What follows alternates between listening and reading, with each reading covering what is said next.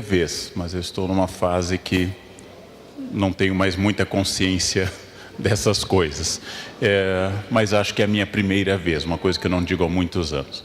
Então é um prazer e eu espero que, se eu for feliz e as senhoras e os senhores receptivos, nós tenhamos uma noite produtiva e que vocês ouçam o que eu tenho a dizer como se ouve a um ser humano.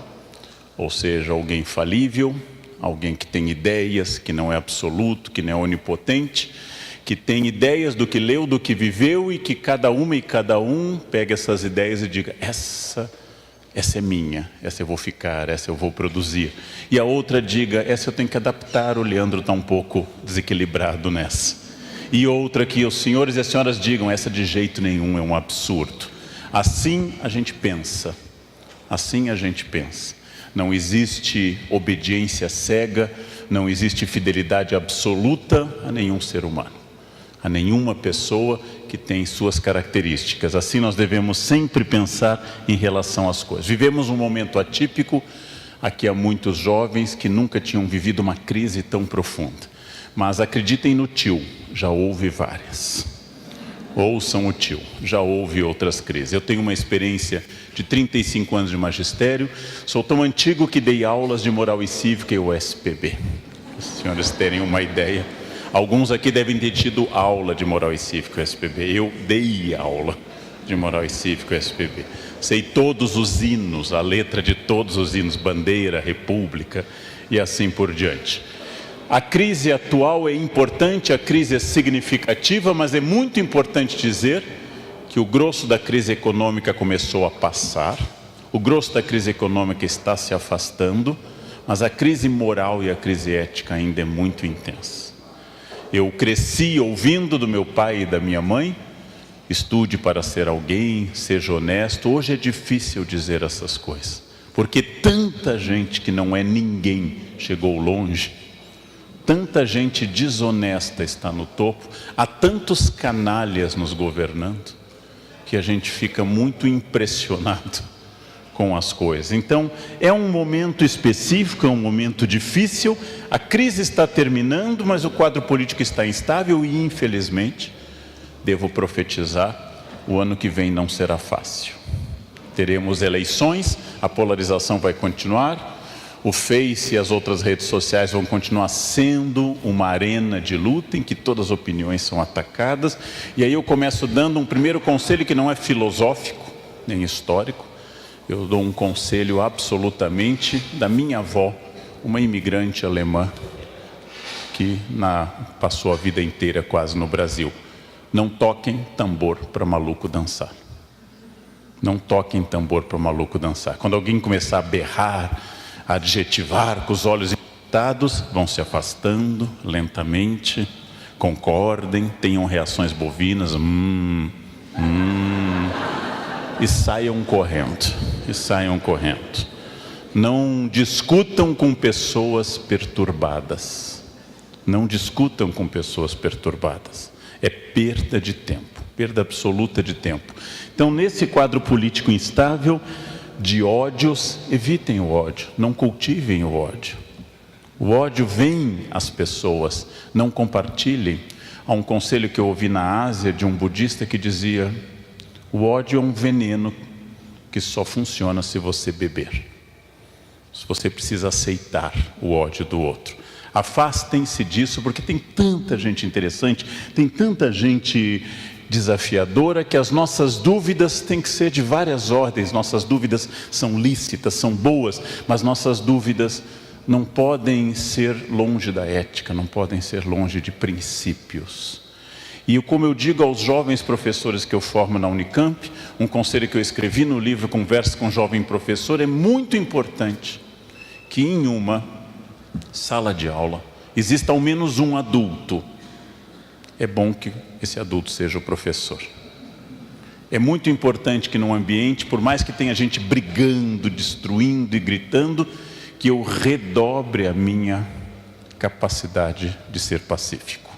Esse é o primeiro ponto no momento que nós estamos vivendo. O mundo está em transformação. Essa transformação sempre ocorreu, mas ela se acelerou. Quando meu pai se formou em Direito em 59, na Universidade Federal de Porto Alegre, ele nunca mais fez outro curso de atualização. Ele nunca fez MBA, ele nunca foi em busca de outro curso, porque naquela época as pessoas se formavam e assim ficava. O tempo era um tempo repetitivo. Hoje isso não é mais verdade. Hoje, se você já está formado, tem necessidade de mais cursos, de mais atualização. Aquela época passou. A velocidade da transformação está tão grande, darei exemplos do que seria uma espécie de filosofia de um grego chamado Heráclito, que confiava e dizia que tudo era movimento, pantarrei em grego, tudo move, tudo se move, tudo se transforma, todas as coisas se transformam. Por exemplo, os celulares que as senhoras e os senhores têm nas mãos, eles são a síntese de toda a memória da humanidade. Todas as coisas que nós já produzimos como espécie humana estão lá. Todas as poesias, todas as obras de arte, todas as músicas estão ao nosso alcance. Isso é uma revolução. Isso é uma radicalização da Revolução de Gutenberg. Isso é a radicalização da imprensa. Nós capilarizamos, atomizamos o conhecimento. Quando eu era criança, os jovens não têm ideia disso, a professora mandava a gente pesquisar, a gente ia à Barça, Enciclopédia Barça, e copiava, só tinha essa fonte. Nas famílias muito ricas havia britânica, mas só tinha essa fonte. O conhecimento estava em bibliotecas, o conhecimento estava reservado em bibliotecas. Hoje, cada vez mais, ele está para o bem e para o mal atomizado. As escolas têm que ser revolucionadas e elas ainda, digo isso como professor, elas ainda não notaram a revolução, que é ter uma memória em HD externo. Uma memória externa a nós. Essa transformação também atinge um fato importante. A maior empresa de transporte urbanos do planeta não tem um único carro. Ela é um aplicativo na nuvem. E se você não sabe o que é nuvem, você tem diploma de datilografia. Isso é uma característica. Você não sabe o que é nuvem, pensa em nuvem e acha que é um fenômeno meteorológico, você tem diploma de datilografia e fez o SPB na escola. Mais uma mudança importante para a gente registrar: a maior empresa de hospedagem do planeta, Airbnb, não tem um único hotel. Ela é um algoritmo de hospedagem, ela é um programa da nuvem também. Ou seja, essa é uma mudança enorme. Claro que já no século XVI, Camões nos disse: mudam-se os tempos, mudam-se as vontades. Mas hoje essa mudança não é mais de uma geração para outra. Não é mais de uma geração para outra, ela é uma mudança imediata. Entre 2010 e 2017 já temos um outro comportamento tecnológico. Uma pessoa de 15 anos já não pertence mais à geração tecnológica de alguém de 25. Ora, tudo isso, claro que assusta mais quem nasceu antes, e eu vou lembrar que nós temos 3 grandes etapas de valor na história humana. A primeira etapa, que nos dominou desde a pré-história, foi a força física. Era o guerreiro mais forte que dominava a tribo, que tinha valor como líder. Essa força física foi substituída pela força do capital. Quem é mais rico manda na sociedade. Não preciso mais ser o mais forte, basta ter mais dinheiro. Chegou a hora do velhinho gostoso e rico. Não precisa mais ser o mais forte. Eu posso ser o Neymar e serei lindo, desde que o dinheiro e a fama me acompanhem. Esse é um novo critério. É claro que força física ainda conta, é claro que dinheiro é fundamental, mas nós temos uma terceira etapa, e essa pouca gente se deu conta. Hoje o que manda no mundo é a inteligência e não a força física. E apesar do capital ser fundamental, o capital hoje deriva da inteligência e não da produção. Não é mais o dono da usina siderúrgica, não é mais o montador de automóveis que é o milionário, mas é o fundador do Facebook, de um programa. É o fundador do Google e assim por diante. São essas pessoas que hoje são responsáveis pela maior circulação de capital no mundo. Não tem mais sentido a memória, como me educaram. Quando eu era criança, decorávamos que o Brasil tinha 8.511.965 quilômetros quadrados. Nossas professoras, eu fiz um colégio interiorano, católico alemão no Rio Grande do Sul, ficavam felizes que nós soubéssemos que o Novo Testamento tinha 27 livros, 4 evangelhos, 1 Atos dos Apóstolos, 14 cartas de Paulo, um conjunto de cartas católicas e um Apocalipse. E aí nós tínhamos uma fé sólida, porque nós tínhamos memória. E essa memória, ela é importante. A memória é uma coisa importante, porém, o que hoje determina não é a memória, a primeira instância da inteligência, mas o que eu crio a partir da memória, que é a inteligência. Antes era culto, quem soubesse que a capital da Mongólia era Ulaanbaatar, o do Nepal era Katmandu, quem soubesse que Lagos era a maior cidade da Nigéria, que o rio Congo era o único rio que atravessava o Equador 2 vezes. Nossa, que pessoa culta. Hoje isso está no Google.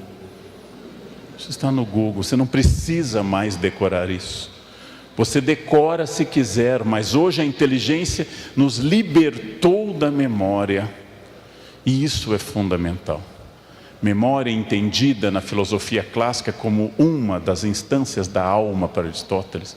Memória entendida como um dom do Espírito Santo. Memória entendida como uma série de valores, mas hoje apenas o primeiro passo para a criação, para a inteligência, para aquilo que você pode fazer como iniciativa e criatividade. E isso é muito importante, porque isso vai revolucionar a maneira de eu ensinar crianças e jovens. Ou seja, não mais para repetição, não mais para o padrão, mas para a criação. Se eu quiser que eles sejam cada vez mais pessoas que possam se adaptar à mudança. E é difícil. E por que é difícil me adaptar à mudança? Porque o primeiro limite é aquilo que eu, mais velho, valorizo, que é a tradição. Ora, por que é que o cérebro humano valoriza a tradição? Porque o cérebro humano é uma máquina eficaz, que gosta de economizar energia. E a economia dessa energia é fundamental, porque ela significa que o cérebro não quer fazer ações desnecessárias. O cérebro é uma máquina eficaz. Sempre foi assim. Assim foi desde o começo. Ora, era muito interessante quando eu questionava, eu fiz música também, uma professora que nos dava, por exemplo, canto gregoriano, uma velha senhora, uma freira alemã, que dizia, você tem que aprender o modo frígio, você tem que aprender o modo dórico, você tem que aprender a ler em clave de dó. E a gente, mas por que, irmã Heloísa? Porque quando vocês ensinarem, vocês saberão. Ou seja, ensinar era o sistema que auto-justificava o que havia antes. E isso é uma coisa interessante, porque a tradição vem ao lado de um mecanismo fundamental, que foi colocado na espécie humana como uma forma de sobrevivência, que é o medo. O medo é prudente. O medo pode ser uma virtude que impede, segundo Aristóteles, o exagero, ou seja, impede a temeridade, já que o equilíbrio é uma virtude aristotélica. Porém, quando o medo nos domina, ele se chama covardia. Eu valorizo muito um aluno que no doutorado vai fazer um seminário, como fizeram terça-feira, sobre a obra que eu estou analisando, e aí ele tem medo, ele treme, mas ele enfrenta e faz. Eu valorizo muito quem domina seus medos, quem tem medo de voar e voa, quem tem medo de casar e casa. Eu valorizo quem enfrenta o medo. Mas veja, nós, seres humanos, somos descendentes de covardes. Quando nossos ancestrais chegaram à porta da caverna, uns disseram, vão na frente, vamos ver se no fundo da caverna há animais. Os que foram na frente morreram. Os que ficaram na porta da caverna, prudentemente ou com medo, são nossos ancestrais. Nós somos descendentes de pessoas prudentes. Bem, o excesso de medo, o medo dominando, chama-se covardia. A genética é uma coisa importante. Há pouco, num debate para um livro, uma autoridade me disse, talvez a gente tenha apenas 5% de liberdade, o resto é genética. Eu não sei o número exato, eu não tenho capacidade de pensar nesse número, porém, 5% é bastante. As abelhas têm 0. As abelhas são exclusivamente guiadas pela genética. Nenhuma abelha amanhece republicana. Nenhuma abelha diz, vamos derrubar essa rainha que não faz nada. Nenhum leão pode se tornar vegano. Ele não pode amanhecer, chega de maltratar as zebras, vamos sentar na selva em plena harmonia comendo queijo tofu. Não é permitido ao leão isso. Não é permitido ao leão isso. Os seres animais tidos como irracionais seguem um código genético. Nós somos livres. O livre-arbítrio é uma profunda característica da humanidade. Pensei nisso de uma forma trágica. Eu vou a São Paulo, à Sala São Paulo, escutar concertos quase toda semana, e para isso eu atravesso uma tragédia humana, que é a Cracolândia. É uma tragédia humana. Seres humanos iguais a mim, dignidade e direitos, um dia foram lá. Um dia olharam para aquelas pessoas que abriram mão do seu livre-arbítrio e abriram mão voluntariamente da sua dignidade, compraram uma pedra de crack, fumaram e se destruíram. Esse é o grau mais radical de liberdade humana. Ou seja, eu sou livre inclusive para me destruir. Infelizmente, tudo aquilo que seja um vício reduz minha liberdade. Drogas, álcool, Netflix, tudo que for um vício reduz minha liberdade, cria um hábito. O hábito, diz Aristóteles, é uma segunda natureza. A genética existe, mas não nos condiciona abertamente. A cultura existe. Eu estou inserido dentro de uma cultura. Para mim, que tenho ancestrais camponeses, acordar de madrugada é muito fácil. Eu desperto todos os dias às 4 horas da manhã, sem nenhum problema. Isso é típico de sangue camponês, não? Ou de algum problema de insônia, mas eu casualmente acordo com facilidade. Eu tenho grande facilidade de acordar, faz parte da cultura. Meu avô dizia, o sol não deve encontrar ninguém honesto na cama. É uma coisa que vem sempre. A cultura é importante. A cultura é importante. Eu já soube de pessoas que dormem até às 6 da manhã, mas eu acho que são pessoas atacadas da preguiça, não? Pessoas atacadas disso. É uma questão cultural. E também o meu comportamento, eu vou perguntar como eu passo a um estágio seguinte, numa sociedade que exige que eu, Leandro, e cada um e cada uma que está aqui, cada pessoa aqui faça algo diferente. Como eu consigo isso? De que forma eu consigo isso? Bem, essa é uma questão importante.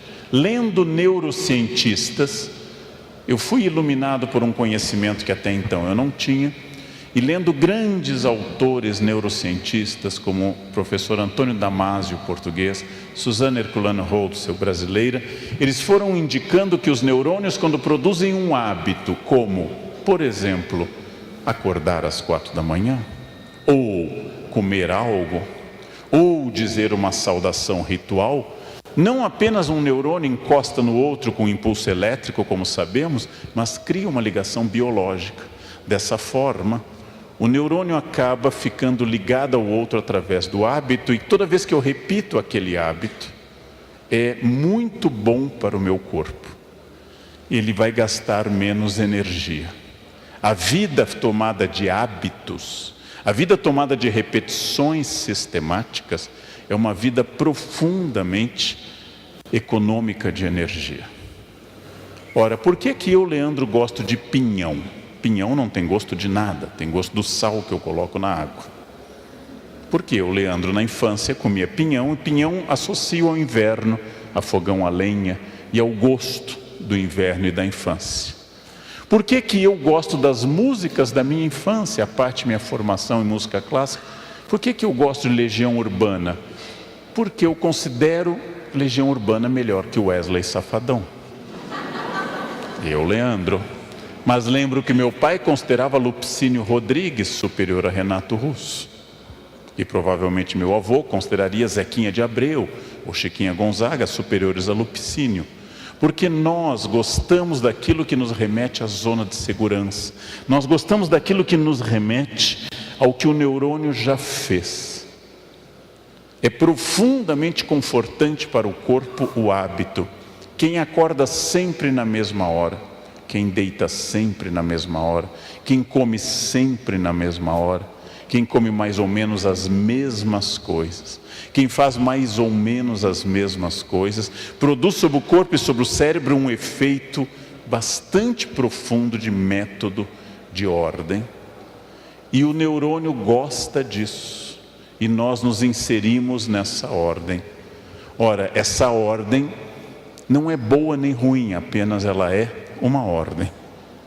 E ela é absolutamente biológica e produz a zona de conforto. Por um lado, a zona de conforto me acalma. Por outro lado, a zona de conforto não exige de mim o melhor que eu possa dar. Por um lado, a repetição sistemática me tranquiliza, mas com ela eu não produzo mais do que eu possa produzir. Apenas a crise, a inconstância, apenas o problema é que faz com que eu acabe produzindo mais. Qualquer médico pode ser excelente profissional se atender uma paciente num ambiente muito luxuoso, sem problemas graves. É preciso ser um grande médico para atender num pronto-socorro de uma grande cidade, numa madrugada de festas. Qualquer professor dá aula para 5 pessoas numa sala com ar-condicionado. É preciso ser um grande mestre para ter um 6º ano, numa tarde de novembro, depois de um feriado, antes da aula de educação física ou depois da aula de educação física. Quem é capaz de dar aula para 45 pessoas e ainda amar essas crianças, é um gesto épico de dedicação. Exatamente a crise, é a crise que revela as pessoas, a crise que transforma as pessoas, a crise que me tira da zona de conforto, é a crise que faz com que eu saia de uma região repetitiva. O conselho da minha avó, já citada, era para ficar na zona de conforto. Ela dizia às mulheres da família: seu marido ronca, não separe, o próximo pode bater. Fique com esse, né? Não era só o zelo católico pela fidelidade do sacramento, mas uma observação prática de vida, né? E seu chefe é ruim, seu superior é ruim, é um ruim conhecido, o outro pode ser pior. Vocês não gostavam de Dilma? Veio Temer. E o ano que vem tem eleição. Então fica essa questão do ousar e do repetir. É claro que a perspectiva, o afastamento para eu ter uma distância em relação às coisas, ela é fundamental. Mas saibam, tudo aquilo que me tranquiliza, tudo aquilo que me leva para a minha região de conforto, me afasta do sucesso. O sucesso eu não estou entendendo aqui como ganhar dinheiro, pode ser. Sucesso eu estou entendendo o intelectual, sucesso eu estou entendendo o empreendedor, sucesso eu estou entendendo a dona de casa, sucesso eu estou entendendo o religioso que tem objetivos e quer atingir o seu sucesso, perfeição da alma, acúmulo de dinheiro, cuidados com a família, seja o que for. Tudo aquilo que me tranquiliza me afasta do sucesso. Tudo aquilo que me deixa bem me afasta do bem e do desafio. Por isso que todos querem o sucesso, mas eu não sei qual a escolha certa. Todos querem o sucesso, mas a escolha certa ela é sempre complicada, porque eu tenho que pensar quando é que chega esse momento, e aí eu vou avançar de Aristóteles para Agostinho, quando é que chega esse momento chamado futuro. Agostinho estuda muito a sucessão de tempo e fala muito de um presente quase contínuo em relação a isso. Eu nunca sinto o futuro porque eu estou sempre no presente e o passado é sempre uma memória que já fugiu. Então vem a seguinte questão: quando chega o futuro? Eu vou dar uma resposta semi-agostiniana e semi-pelagiana também. Nunca chega o futuro. Nunca chegaremos ao futuro. Porque eu estou sempre no momento presente. E o minuto seguinte é o meu presente. Logo, eu vivo, inspirado em parte na reflexão de Agostinho sobre o tempo, eu vivo num tempo contínuo, num tempo presente. Eu vivo permanentemente nesse momento. E esse momento só aconteceu porque eu tive passado. Ou seja, eu hoje, Leandro, em 2017, sou o futuro do Leandro de 2000, ou o futuro do Leandro de 1980, quando eu estava no ensino, entrando na faculdade, saindo do ensino médio.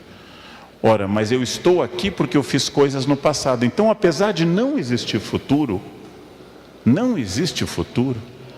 O que existe é o que eu faço hoje, que prepara o outro presente. Eu, Leandro, estou aqui e eu não entrei na faculdade pensando, eu vou estudar muito, porque um dia eu teria a honra de ser convidado para esse espaço e falarei para vocês. Mas eu estou aqui porque eu tomei decisões no passado. Ou seja, o presente é cultivado por decisões do passado. O presente é cultivado por uma forma muito importante, porque não existe o ponto final, aqui representado metaforicamente por um paraíso tropical. Não existe esse ponto final. A cada lugar que eu chego há um novo desafio, há uma nova questão a vencer. Nunca eu vou chegar a esse ponto final. Eu não sei nem quem estará vivo em 20 anos.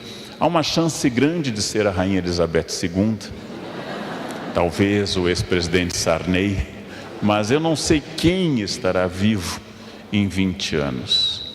A vida é surpreendente, eu vou insistir nesse ponto, quando a gente pensa que as mudanças podem ser muito rápidas. Há 48 horas, esse era o jornalista mais bem pago, mais respeitado, ocupando o posto mais importante da imprensa brasileira. Hoje está sem emprego. Ó fortuna, velut luna, diz a Carmina Burana, a fortuna muda como a lua, não? Não existe paz no mundo, nulla pax in mundo, diz um motete do Padre Vivaldo. Não existe paz no mundo porque a cada dia vem uma questão para deixá-los animados nesse instante que vocês me escutam, dentro de vocês ou de mim pode estar se desenvolvendo um tumor. Olha que coisa bonita para pensar nesse novembro azul. Olha que coisa bonita. Eu nunca sei o passo seguinte. Assim como eu vim para cá, vindo do aeroporto, o carro poderia ter tido um problema. Tudo é muito rápido, muito passageiro. Tudo se transforma e as questões do mundo permanentemente são desafiadas. E esses desafios são sempre um caminho aberto. Nós temos diante de nós um caminho aberto. Eu não sei esse futuro.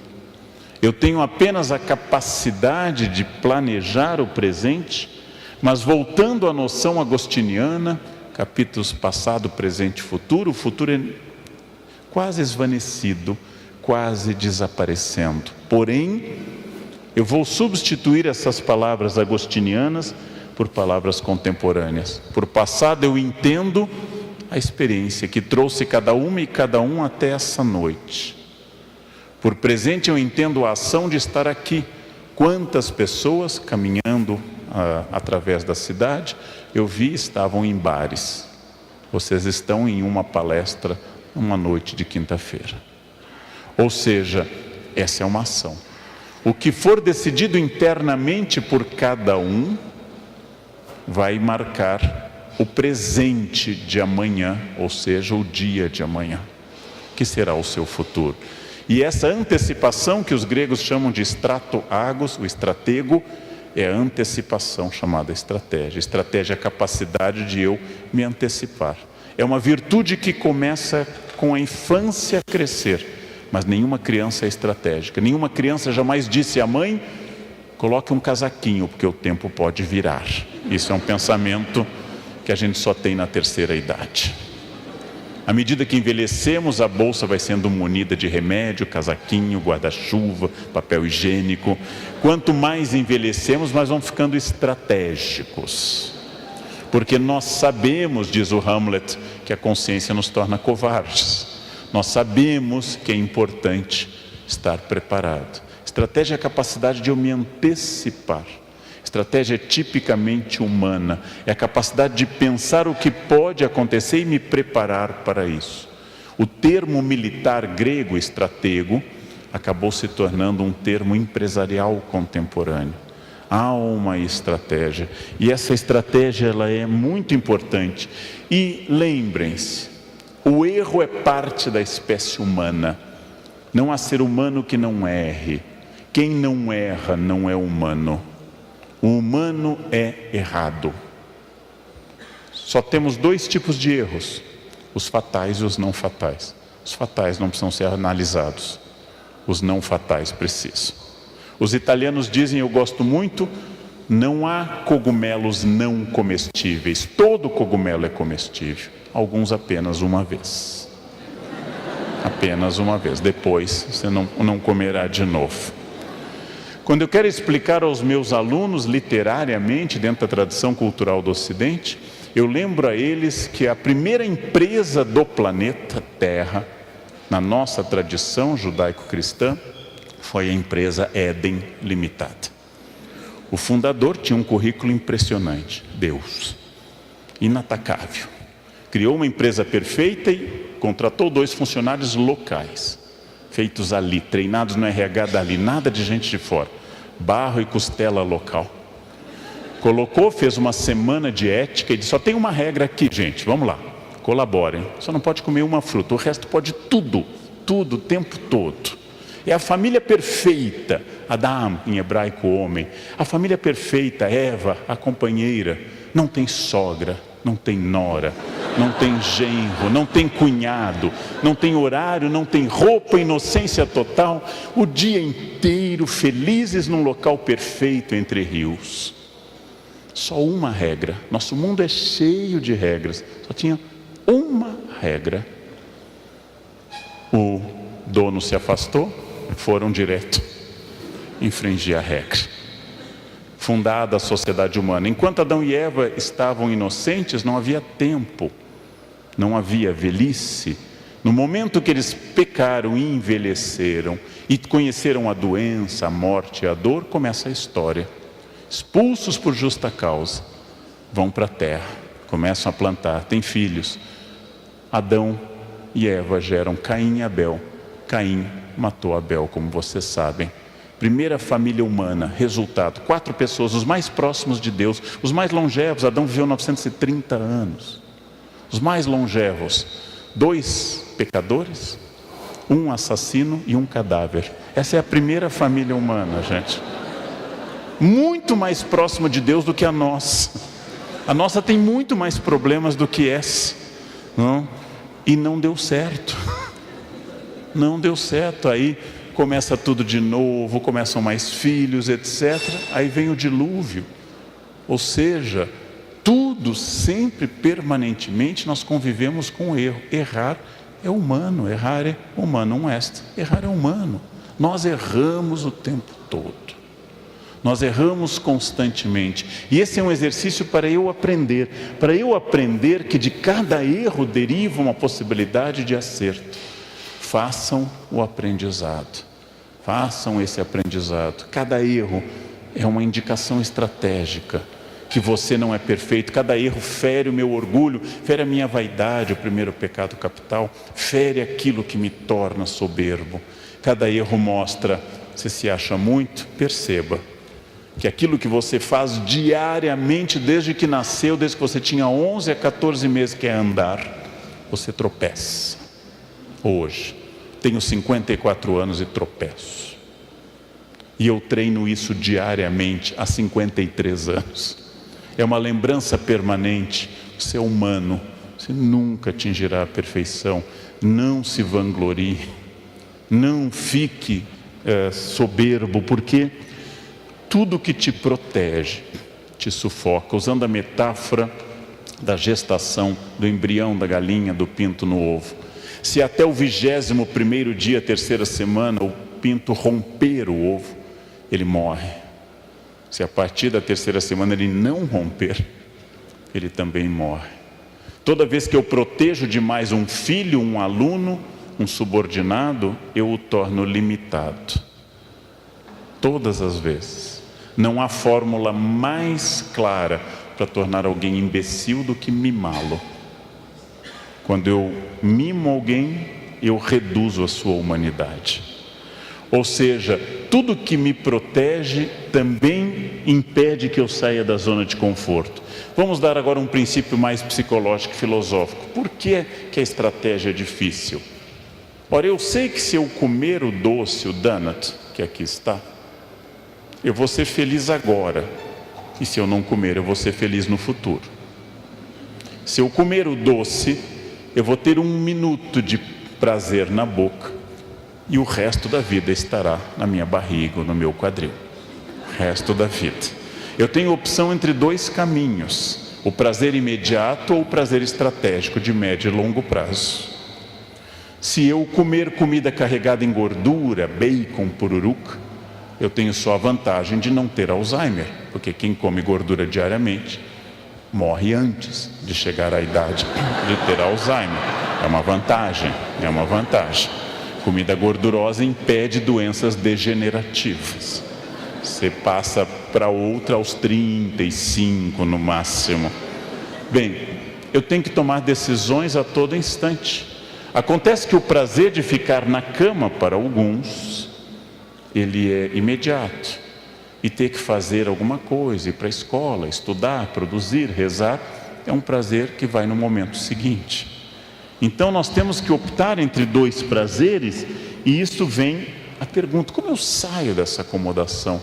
Como é que eu quebro a tendência cerebral, cultural, de seguir o que é mais fácil, de seguir o que é mais prático, seguir o que é mais agradável ao cérebro? Isso é uma questão importante. Em primeiro lugar, eu tenho que entender que eu sou protagonista. Em primeiro lugar, eu tenho que entender, analisando a vida de grandes pessoas, intelectuais, militares, estadistas, místicos, que eu sou protagonista. Em toda a história, nós estamos tomados por dezenas de milhares de exemplos de protagonismo. Pessoas que saíram da sua zona de conforto e implantaram uma mudança extraordinária. Gente como Machado de Assis, mulato, epilético, filho de uma mulher muito pobre, e que de repente decide ser o maior escritor da língua portuguesa. Nada na sua biografia indicava isso. Havia uma donzela analfabeta, sem formação, no interior da França. Ela teve uma ideia: eu vou até o rei da França e vou libertar o país. É Joana d'Arc. Esses protagonismos são excepcionais nesses casos, mas eles são cotidianos, de pessoas que superam crises, que têm essa consciência profunda de olhar além do horizonte, além do ambiente imediato, além das coisas limitadoras do momento. Esse protagonismo, ele é fundamental em qualquer campo que vocês atuem. Sonhar mais. Disse um publicitário em São Paulo, Nizanguanais: você deve sempre querer ser Alexandre o Grande, nunca Alexandre o Médio. Você não deve mirar no médio, porque você vai ser menos. Você deve mirar alto. Você deve mirar alto. Você deve aspirar a mais. Você deve tentar cada vez mais através de uma racionalidade estratégica. Nós podemos muito mais do que nós fazemos. As pessoas me perguntam, eu tendo a ser irônico na resposta, elas me perguntam: Leandro, como é que você consegue ler tanto? É complexo, mas eu vou revelar o segredo. Para ler tanto, o segredo é: senta, abre o livro e lê. Pronto. E quando termina, pega outro livro. Como é que você consegue acordar assim? Toca o celular, eu abro os olhos, eu levanto e começo o meu dia. É isso. Nossa, eu não sei como é que você consegue fazer isso. Fazendo. Agora, uma coisa importante para dizer: quando eu era muito jovem, graças à influência do meu pai, comecei a estudar francês e outras línguas. Depois fui para a Aliança Francesa, depois juntei um dinheirinho, passei uma parte da minha vida na França. Aí eu recebo um professor, traduzo, faço qualquer coisa, e eu ouço de um colega: nossa, Leandro, você tem muito jeito com línguas. Eu não tenho jeito nenhum. Eu não ganhei o dom das línguas.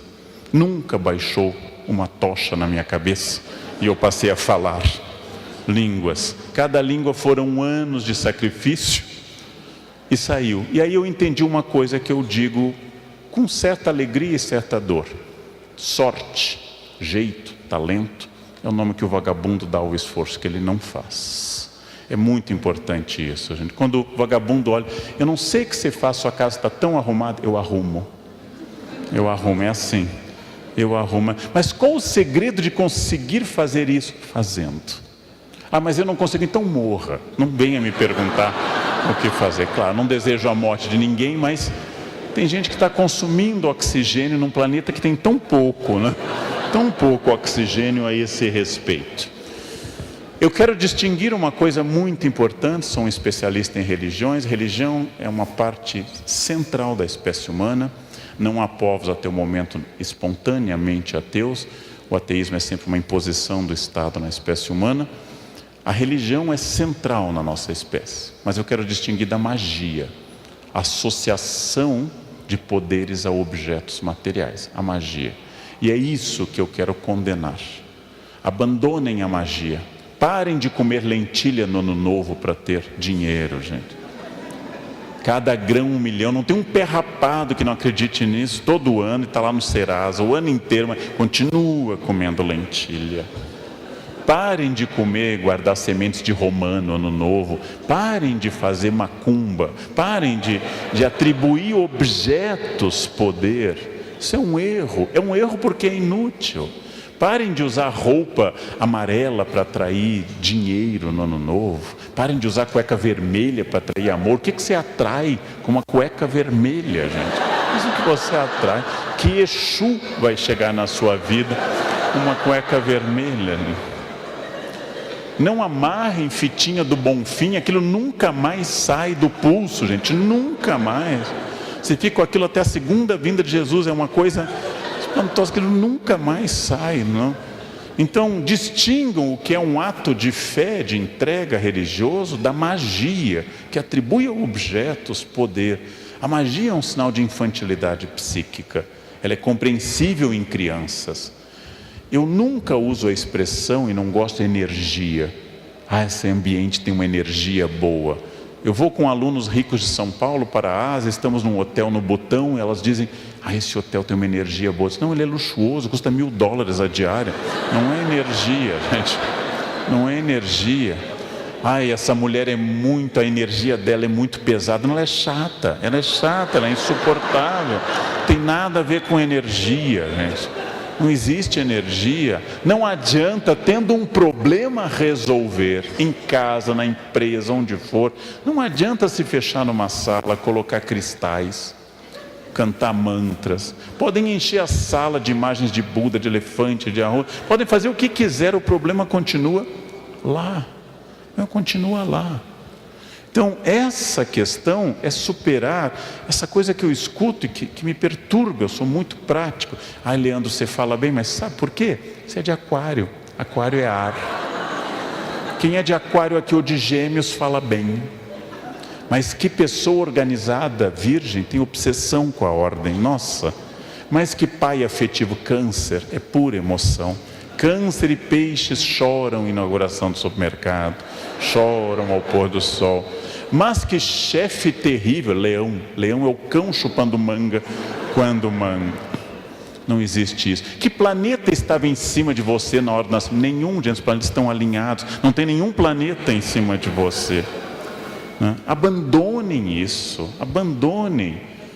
Sigam o conselho do Antigo Testamento. Não vão procurar necromante de Endor para o rei Saul. Não vão procurar coisas que são mágicas. Ou seja, a magia atrapalha o progresso das pessoas. Ela atrapalha. Façam as coisas que devem ser feitas. Se querem o conselho dos meus formadores jesuítas, trabalhem como se Deus não existisse e rezem como se o homem não existisse. É errado ficar esperando magia, é errado ficar tornando objetos essa fonte. Esse determinismo, por que você não deu certo? É karma. Karma é compreensível em Piracicaba, outras cidades, está indo muito rápido, karma. Mas não tem sentido, não existe karma, não existe destino, não existe sorte. Você ganhou esse dom da humanidade, que é o livre-arbítrio. Não insulte o mundo, pensando que você está submetido a forças que lhe controlam. Eu estou estudando nesse momento possessão e eu entrevistei pessoas possuídas em igrejas variadas em São Paulo, quase todas neopentecostais. Uma senhora dizia: eu escuto vozes, essas vozes mandam eu matar. Eu pensei: as vozes nunca mandam arrumar a casa, as vozes nunca mandam varrer o pátio. Que raio de voz que só faz? As vozes podiam dizer: vai estudar alemão, estuda alemão. E essas vozes são produtivas, né? Claro que há pessoas doentes, mas a maior parte atribui a forças que escapam ao seu controle a coisas que não existem. É preciso pensar objetivamente naquilo que você quer e não imaginar que no seu trabalho, no seu estudo, na sua empresa, você está submetido ao controle das pessoas, né? Que você não cresce porque o chefe é ruim, o professor é limitado. Há um aluno que me diz: o outro professor é fraco. Ótimo, você vai passar fácil e vai ter tempo para estudar o que é realmente importante. Não jogue no outro essa responsabilidade. Sartre chamou a isso na filosofia de má fé, quando eu atribuo ao outro. Por que que você não estudou mais? Minha família não incentivava. Sartre nos diz: não importa o que a vida fez de você, importa o que você fez do que a vida fez de você. É isso. Alguns aprenderam inglês esquiando em Aspen. Outros aprenderam inglês na biblioteca pública, sábado à tarde, pegando livros gratuitamente. É melhor em Aspen, é mais gostoso em Aspen, mas todos podem. Essa é uma questão importante. O custo disso, eu insisto, é o esforço. O custo de tudo é o esforço. Não o esforço de um dia, não o esforço de fazer uma vez, o esforço diário, cotidiano, o esforço repetitivo. Esse é o custo e essa é a questão importante. E eu vou usar uma metáfora importante: esforço é banho. Tomou hoje? Ótimo, parabéns. Amanhã, de novo. Não vale dizer: eu venho me esforçando há 10 anos, agora eu vou parar. Fede imediatamente. Esforço é banho diário, às vezes 2. Fez o esforço hoje? Ótimo, tem que continuar no outro dia. Esforço é diário. Não existe dieta de uma semana, começando por esse campo. Se você fizer uma dieta de uma semana, vai descobrir que o peso que você perdeu é vingativo, ele volta acompanhado, ele volta com amigos. Você quer, se é importante para você, isso não é definido eticamente, é só uma questão de vontade. Você quer emagrecer, é um projeto de reeducação alimentar para toda a vida. Quer guardar dinheiro, não é que no mês de dezembro eu vou guardar dinheiro, é um péssimo mês para guardar dinheiro. Não é que no ano que vem eu vou guardar dinheiro, tem que ser hoje. A todo instante, esforço é banho, é diário, é repetitivo. As pessoas chamam isso por uma palavra não tão recente em português, mas muito usada agora: resiliência. A capacidade de enfrentar pequenas crises. As plataformas marítimas não caem por causa de tsunamis, elas caem por causa das marolas diárias. A irritação que o outro nos causa não é muitas vezes derivada de grandes questões. Uma vez eu li em Santa Teresinha de Lisieux que ela chegava a ter raiva do barulho do rosário de uma freira ao lado dela. E a gente sabe que isso acontece em família, em qualquer lugar. O barulho irrita, a voz do outro, o soluço do outro nos irrita. Esse é um exercício permanente e é um exercício que tem que superar essa figura. Agora, quem lembra dessa personagem, fez o SPB, e tem diploma de datilografia. E provavelmente tem isso, relógio de pulso, sinal de idade. Hoje, relógio de pulso é sinal de idade. Jovens têm só celular. Quem tem relógio de pulso tem diploma de datilografia, provavelmente. A hiena e o leão, Hard e Lip, faziam um desenho há uns 30, 40 anos, e a hiena ficava repetindo: ó vida, ó céus, ó azar. Ora, é importante, é muito importante que vocês saibam que o pessimismo tem um papel no planejamento estratégico. É preciso ser pessimista para pensar o que fazer, porque as coisas têm custo e têm risco. Toda equipe precisa de um pessimista, numa escola, numa empresa, um pessimista, mas só um, no máximo um, não dá para ter mais de um. O pessimista tem a clareza de ver os riscos, mas tem um defeito: ele não faz nada. Ele não faz nada, ele só fica dizendo: ó vida, ó céus, ó azar. Para fazer algo eu preciso ser otimista. Otimista é a pessoa que aposta na melhor possibilidade. Otimista é a pessoa, por exemplo, que passa creme no rosto. É de um otimismo brutal. O fim é sempre o mesmo. O fim é sempre o mesmo.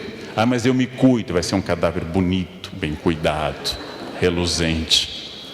Ora, o pessimista nos traz à tona os riscos, mas para isso eu preciso aprender a controlar o tempo. A única coisa que não pode ser reposta, a única coisa que não volta, a única coisa que nos aprisiona permanentemente é o tempo. Tão poderoso que ele atinge seres inanimados ou irracionais, melhor dizendo, como essa samambaia, ou as cadeiras nas quais os senhores e as senhoras se assentam. O tempo é brutal, paz, permanentemente. Tempo perdido é tempo perdido. O controle do tempo é fundamental. E um dos grandes assassinos do tempo está nas nossas mãos. É isso aqui. Quem vive acessando redes sociais e comunicando a beleza da sua existência. Acordei, kkkk. Está sol aqui. Estou no quilo, kkkk. Essa onipotência do símbolo do potássio, kkkk, o tempo todo, gente. Não é necessário comunicar ao mundo que o sol nasceu, porque ele nasce no mundo inteiro, todos os dias. Ele vai se pôr também no mundo inteiro. Não é necessário comunicar ao mundo tudo. Não é necessário, acima de tudo, lança uma campanha nacional de importância extraordinária. E eu sei que vocês vão gostar da campanha que eu falo no Brasil inteiro, pelo fim do bom dia em grupo de WhatsApp. Pelo fim desse bom dia. Não respondam essas pessoas que dizem bom dia no grupo. E se insistirem, bloqueiem essas pessoas. Elas são enviados de Satanás para acabar com o tempo de vocês, gente. Não cedam a isso. Não cedam a isso. Insistam no aproveitamento. O que é aproveitar o tempo? É trabalhar sem cessar? Não, isso é uma pessoa também obcecada. Aproveitar o tempo é quando estiverem lendo, leiam. Quando estiverem relaxando, relaxem. Quando estiverem comendo, comam. Quando estiverem rezando, brincando, educando filhos, ensinando, façam isso. Não estejam em outro lugar. Quando dormirem, durmam. Não fiquem fazendo todas as coisas ao mesmo tempo. É isso, foco. Foco para controlar o tempo, capacidade de resistir a um mundo líquido, segundo a expressão do sociólogo polonês e inglês Zygmunt Bauman, um mundo em que tudo está fora de foco, um mundo em que tudo está sendo feito ao mesmo tempo, permanentemente, um mundo que as pessoas arriscam a vida no trânsito para digitarem ao celular. Isso é uma patologia inacreditável, em que alguém se arrisca a morrer, matar ou ficar tetraplégico para responder, estou aqui, kkkk. Imaginem uma coisa dessas, né? Restaurem a racionalidade e controlem o maior inimigo de todos nós, que é o nosso narciso. É uma das questões mais importantes. Somos profundamente vaidosos, somos profundamente narcisistas. Somos profundamente atacados pela experiência da nossa valorização. Há quase 5 anos eu gravei um café filosófico sobre a vaidade e contei uma história que Flaubert, o escritor francês do 19, recriava e inventava sobre Santo Antão, o mais famoso ser da história tentado pelo demônio. Antão resistiu durante 80 anos às investidas diárias do demônio e foi alvo de muita história da arte. Bosch pintou, Dalí, Salvador Dalí, muita gente pintou as tentações de Santo Antão. Antão resistiu bravamente a todas as tentações. E segundo Flaubert, não segundo a legenda áurea, segundo Flaubert, já muito idoso, o demônio desistiu de Antão. Não dá, chega, é demais. Você resistiu a tudo. O demônio se retirou e disse: primeira vez que um ser humano me vence. Antão se ajoelhou e disse: agora eu me tornei um santo. O demônio sorriu e voltou. Antão havia resistido a tudo, menos a vaidade.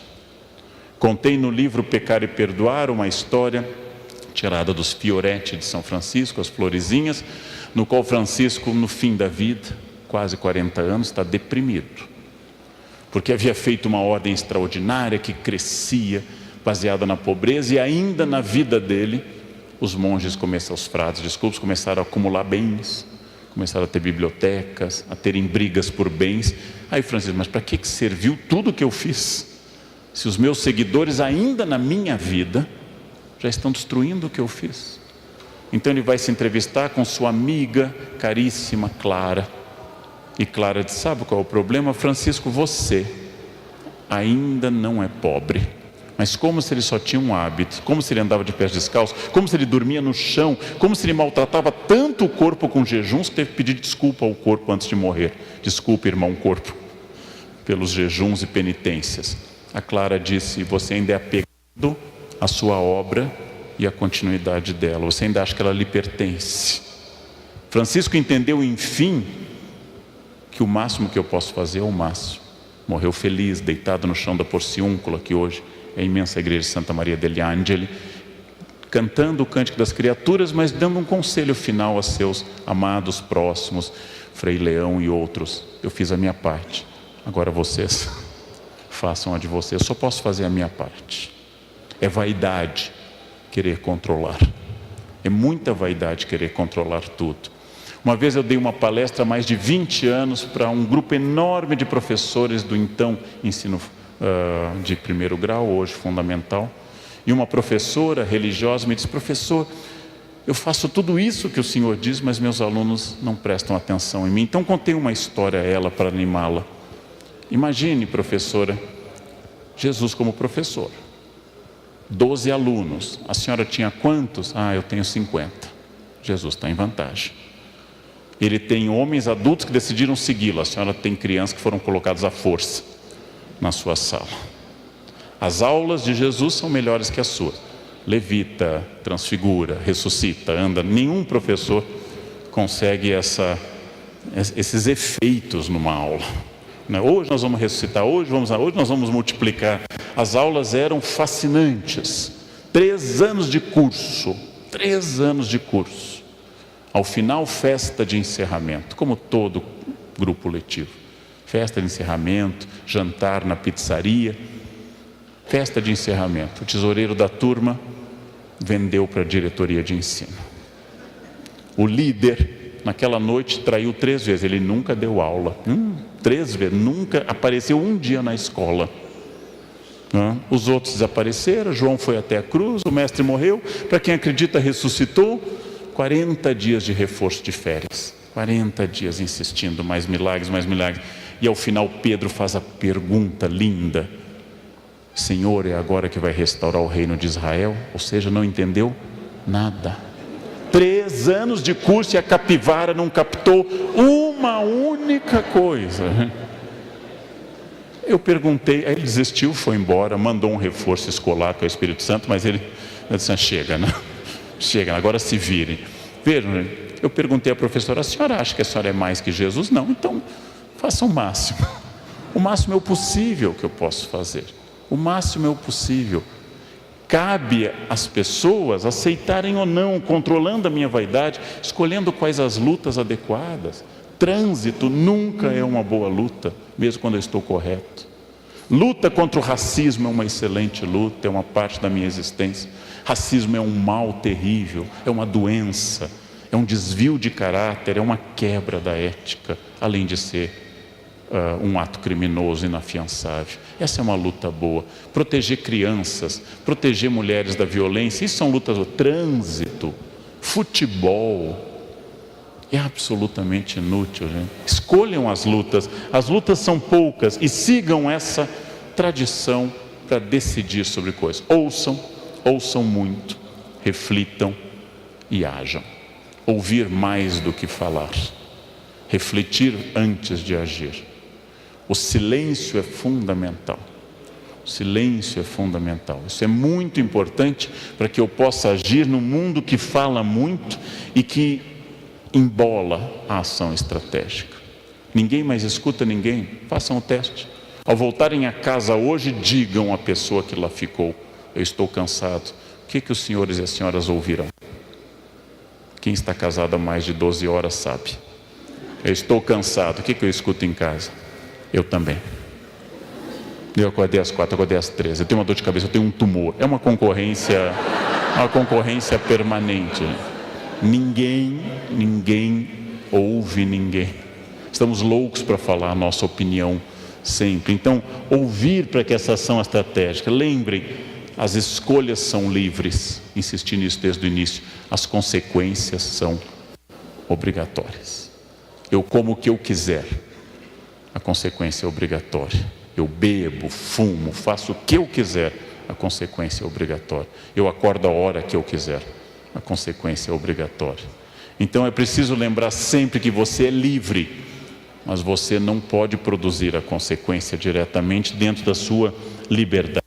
As decisões são feitas em meio a mudanças. As decisões são feitas em meio a um mundo muito complicado, um mundo de mutações muito dinâmicas, e eu sou um ser histórico, que tenho consciência que dentro dos meus limites não posso vencer a morte, não posso vencer a lei da gravidade, não há nada que eu possa fazer quando o avião entra em zona de turbulência, quando o avião arremete em Congonhas. Não sei se vocês já passaram por essa experiência. Tenta aterrissar, não consegue e decola de novo. Eu contei uma vez, não é brincadeira, uma senhora do meu lado: minha Nossa Senhora Aparecida, minha Nossa Senhora Aparecida. Cuidado, senhora, a padroeira da aviação é Nossa Senhora de Loreto. É muito importante mandar o ofício para o departamento certo, senão Aparecida ali, isso é lá com a Loreto, até trocar a carta, o avião já foi. Brincadeira, mas Nossa Senhora de Loreto é a padroeira da aviação, né? Um santo para cada coisa. Internet caiu, Santo Isidoro de Sevilha, padroeiro da internet, definido por São João Paulo II, Santo Isidoro de Sevilha. Tem problema com hotel? Santa Marta, padroeira dos hoteleiros. Muito importante, né? E parem de se apegar com aqueles santos que estão terceirizando Antônio, São Judas. Tem muita gente, vão com santos que ninguém vai, Santa Córdola, Santa Brígida da Suécia. Eles estão lá abandonados, carentes. Quando vem uma oração, eles se apegam a essa. Parem de ficar nos mesmos, coitado. Antônio, por exemplo, tem 500 secretários, é muita gente, gente. Vão para aquele santo que ninguém vai. Esses, eles pegam cada causa, vão para esse. São Bruno é bom, não? Gente silenciosa, isso. O futuro é hoje. Hoje é o dia que define o momento exato do futuro, porque o futuro não será 10 de novembro, o futuro não será 11 de novembro, o futuro é hoje, porque amanhã será hoje. As decisões tomadas aqui nessa noite vão marcar as senhoras e os senhores para o resto da existência. São decisões diárias, decisões tomadas sem clareza e que podem ter que ser refeitas, mas são decisões agora. Escolham o futuro. Ele nunca chega, mas ele é decorrência do presente. O que eu estou hoje é o meu futuro de ontem, e tudo que eu faço ou deixo de fazer afeta esse, entre aspas, futuro. Então essa é uma questão importante. Usando a imagem de uma escultora norte-americana, Bobby Carlyle, ela faz esse homem que se esculpe, um símbolo antropocêntrico da capacidade da minha vontade de melhorar a mim mesmo. Eu, Leandro, tenho partes prontas, tenho partes da minha personalidade que já estão solidificadas e são satisfatórias. Tenho partes terríveis que precisam de uma ação constante. Eu tenho com frequência a chamada-se, usando a linguagem dos capitais, a ira. Eu sou iracundo, como diria Dante. Ou seja, eu vivo tendo ataques de raiva. É um defeito. Então, no trânsito, e para não ter os ataques, eu faço psicanálise, eu faço esporte, não ando armado. São 3 medidas. 3 medidas boas para eu permanecer tranquilo.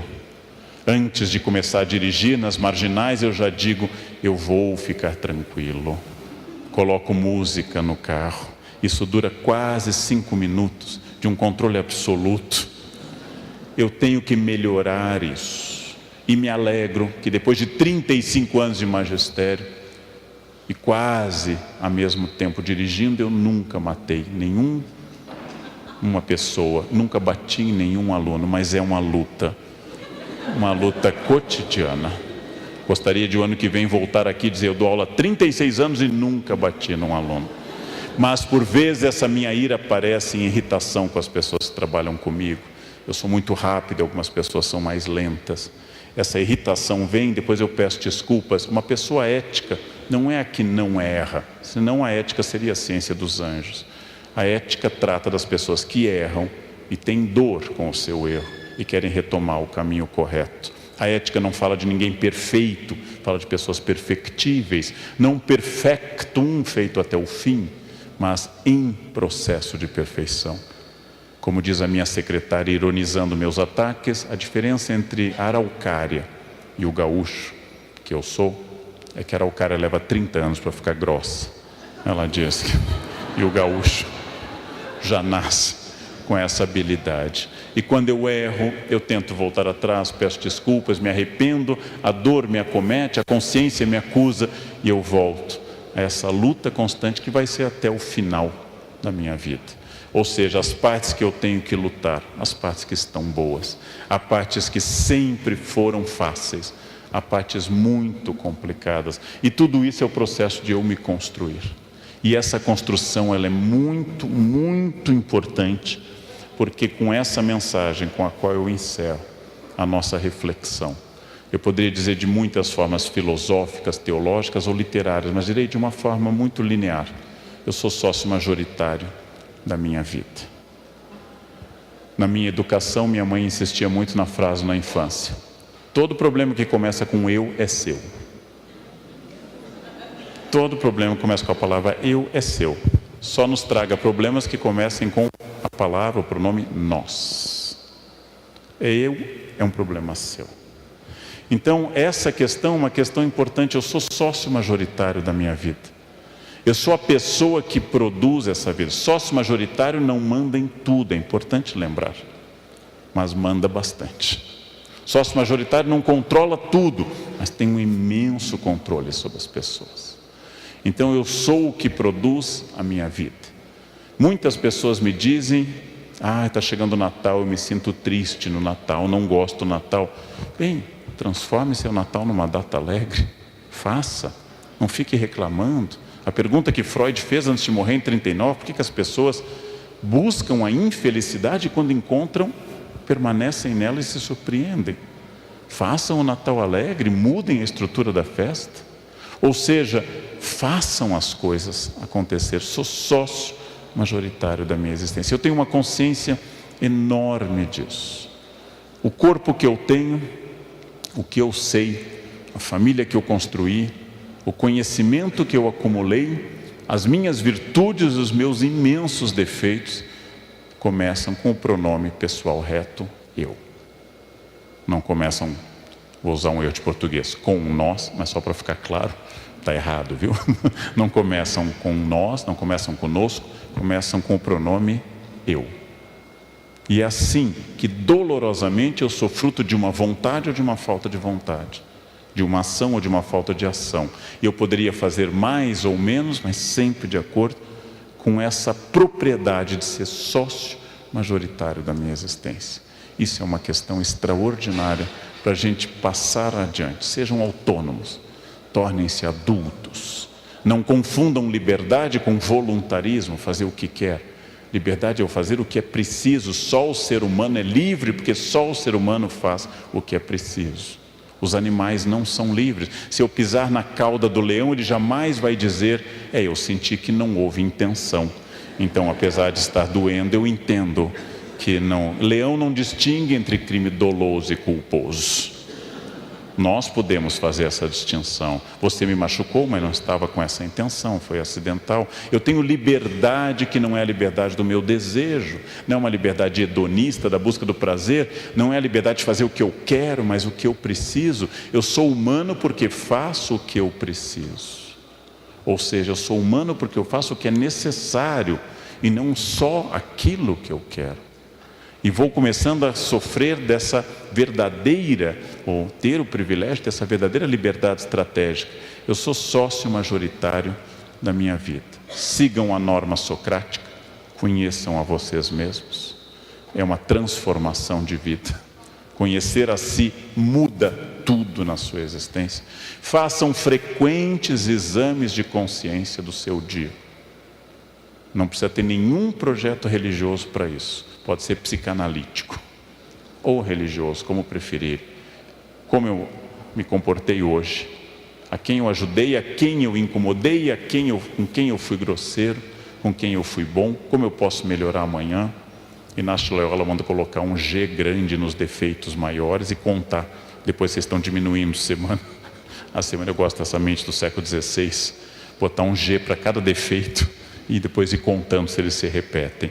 Ou seja, trabalhem sobre si, trabalhem a sua possibilidade, sejam sócios da sua existência. Isso se chama autonomia, isso se chama protagonismo, isso determina a estratégia.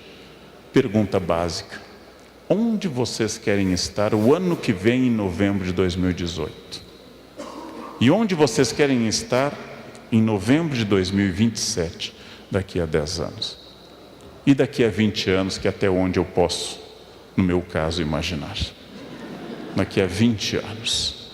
Onde eu quero estar? Com quem? Se vocês tiverem clareza do ponto final, terão clareza da estratégia. Se tiverem clareza da estratégia, correm um risco de chegar lá. Correm um risco. Não a certeza, mas a chance matemática de chegar lá. E nisso, o resultado de tudo isso é chamado de plenitude, para uns, para outros simplesmente uma palavra tradicional de raiz indo-ariana: felicidade.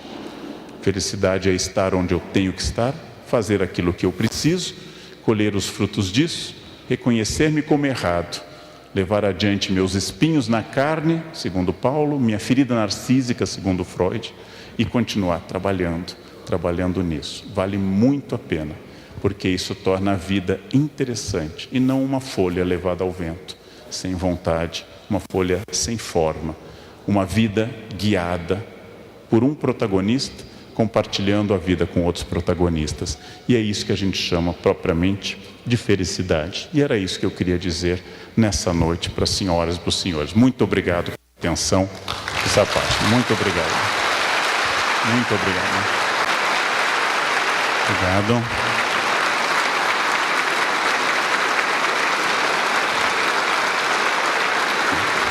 Muito obrigado por mim. Obrigado.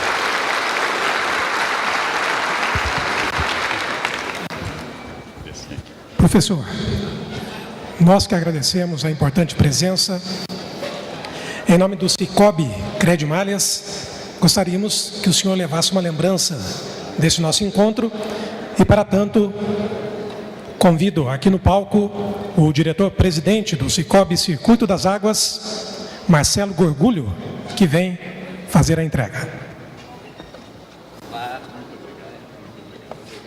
Muito obrigado. Olha, acho que você vinho, né?